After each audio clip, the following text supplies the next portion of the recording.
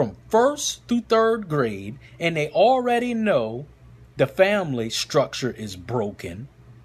They can't read. They're prone to get in trouble. They got them doped up on psychotropic medication. Where are they going to be in the next couple of years? So now they don't got to estimate the number. They are almost having an exact number, state by state. Let's start here in Philadelphia. Oh, there's 5 alternative schools, and each school has 100 children in it. Oh, that's a prison for Pennsylvania. Let's go to Atlanta. That's a big city. They got 10 alternative schools there. Each school got about 60 some children. Oh, that's another 600 customers. You see? You see how this thing is working? And we worried about a damn royal wedding? Wake up. Why are we worried about a royal wedding? Starbucks writing Beaner on the bag, which is a negative term for Mexican. I didn't even know that. These people are making it clear, and they're wondering. And sister asked, what is the alternative school? Sister, it was an alternative school right there in Durham. It was called Second Chance. Now they called it's something else right there in Durham by North Carolina Central. I used to go there. You used to teach in the school system, sis. Alternative schools are everywhere. For black and Latino boys mostly, and some girls. But I'm saying that to say, instead of us worried about a royal wedding, these are some of the things that we need to be worried about in keeping our children out of places like that, because now they're working on alternative schools for first through third graders. Then they'll be able to track the school to prison pipeline within a more exact number instead of estimating the school to prison pipeline. You follow me, sis? But thanks for asking and participating. I'm just saying these are things that we should be concerned about. And we worrying about a damn royal wedding with people who don't care nothing about us. The British Empire. These are people who have committed genocide on African and colored people throughout history. I already said it. Look up the Opium Wars. The British Empire, along with the English and the Dutch, had their hand in the Opium Wars. Doped up all of China in the mid-1830s when they were trading tea for silver first, and then they switched to silver with opium, meaning the people in China. They had something to do with the Australian Aborigines, the extermination of the Australian Aborigines. One of my favorite, follow me on this, one of my favorite TV shows, I just got done watching it, it's my little escape from reality, is the original Incredible Hulk with Bill Bixby, right? The original Incredible. Brother Sharif, why are you bringing that up? I thought you was talking about how they distract. Now I'm talking about the murder of the Australian Aborigines. Anyone who saw that show coming up, they had an episode. You can look it up on YouTube. I'm talking about the original Incredible Hulk called The Snare. S-N-A-R-E. Again, I'm just speaking from the heart. The Snare with the original Incredible Hulk. I want you to look that up. Why is that significant and connected to what I'm talking about?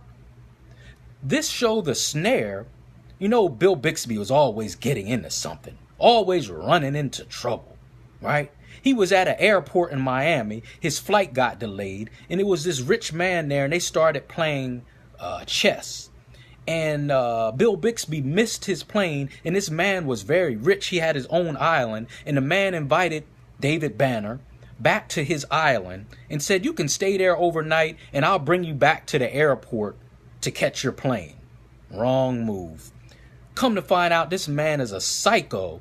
He gets David Banner back to his island, drugs him, and when David Banner, The Snare, yes, when David Banner wakes up, he's in a ditch. And it's a recording of this man saying, I'm going to give you a head start. And if I catch you, I'm going to kill you. And he said, in case you're wondering why I'm doing this, I got bored with hunting animals. So I took up the sport of hunting human beings. They got that narrative from what happened with the Australian Aborigines in the late 1700s when the British invaded Australia, poisoned the land, poisoned the food in the water, and gave the Australian Aborigines a head start at gunpoint and would hunt them down like animals. And they told them, we got bored with hunting animals, so now we're going to hunt you like an animal. Because we got bored with hunting animals, so now we're taking on the sport of hunting human beings. This is what the British Empire did. The same British Empire that this Prince Henry or Harry or whatever the hell his name is and his new girlfriend Meghan is a part of. The same ones who had concentration camps with the Kenyans in India. Remember, they got a company called the East Indian British Company or something like that, where they exploited India and Muslims and the people over there. The same British Empire who was partly responsible for the transatlantic slave trade with Africans. We know what happened to that. We're living proof of it. Let's wake up. Why are we worried about a royal wedding when our people are suffering all throughout the diaspora, and particularly here in America? Our own boys, our own girls, they build in alternative schools for 1st through 3rd graders so they can count. They don't got to estimate no more. They can count, and we worried about a damn royal wedding? Are you kidding me? Are you joking? Spilling tears over a royal wedding, and we literally dying out in the streets and being lynched in the streets. Malcolm's birthday was just 2 days ago, and I heard very many people pay homage to a brother who literally laid his life on the line for us. And you worried about a royal wedding. That damn Prince Harry or Henry, whatever the hell his name is, ain't gonna blink an eye over all those statistics I just ran down of how we are the leading carriers of HIV, how our boys are being systematically locked up, and even our women now. Do you know it's 90,000 black women locked up in prisons? Who's taking care of their children? Yes, some of it is our fault. But what about the systematic racism behind it? You mean white women don't commit no crimes? Huh?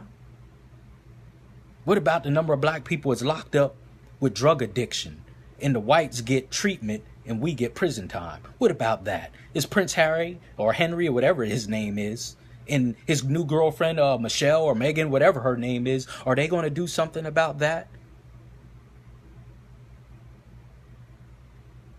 This is Brother Sharif with the Hour of Power. May God forgive me for going on a rant, so to speak, during this blessed month of Ramadan. But God never said go to sleep during this month. He said increase our knowledge in our efforts, in our charity. He didn't say go to sleep and get soft. Some Muslims just forget the suffering of the people because it's Ramadan. No, you're supposed to improve yourself, work on your prayers and different things like that, which I can improve on, but he never said go to sleep. Ramadan Mubarak, which means blessed Ramadan, to those who are observing this blessed month. But wake up. It's only a month, and then it's back to reality. But I'm living in the reality now. I see what's going on. This is Brother Sharif with the Hour of Power. Go to Hour of Power, Sharif Hamid on YouTube. Subscribe and share the channel so we can continue to lift the mind, body, and soul of our people. God willing, tomorrow night at 8:30, I will be interviewing Dr. Vert. That's right. My good brother, Dr. Vert, at 8:30, we'll be talking about some of these same issues. And this brother will go deeper into it. Look him up as a friend on my page, Dr. Vert, tomorrow night at 8:30, Facebook Live, the Hour of Power will be interviewing him, and he's going to go deep into some of the issues facing our youth, our community, and how we can build and create and encourage leaders going into the future. So that is my good brother. Yes, Dr. Vert. He is my friend, longtime friend. And I'm going to let him explain his credentials. But he is a doctor. And he is a very involved in the community. The 100-Man Read program that I was talking about last week, he was there. And he was going into the schools along with me, reading to our youth. So my brother, Dr. Vert will be on Facebook Live tomorrow night, 8:30. All right. So this is Brother Sharif with the Hour of Power. Ramadan Kareem, Brother Abdul, my longtime brother there. Love you, brother. Please tune in tomorrow night with the Hour of Power with Dr. Vert. As we will talk about building leaders in the future. So I leave you in peace as I came. Assalamu alaikum to my Muslim family. Hotep to my Black conscious family. Praise the Lord to my Christian family. Hotep to my Black conscious family. Shalom to my Hebrew Israelite family. And what's good to you to my people in the streets. This is Brother Sharif with the Hour of Power. Stay woke. Know what's going on and empower yourself and empower the youth. Peace, Sister Leslie. What another beautiful sister, not just on the outside, but on the inside. That's what we got to work on, sisters. I talked about this the other night. It's one of the missions of the most honorable Elijah Muhammad through Malcolm was to bring the Black woman back to her elevated state. And some of us think we need all these exterior things to be beautiful. You don't need nothing, sisters. No extra hair, no extra makeup. You got it all. The way you walk, the way you talk. You are the queen of this earth. We just have to realize it, encourage each other, and build each other up. And we can fix our problems almost overnight. They knew this wedding would mostly distract Black women. They knew that.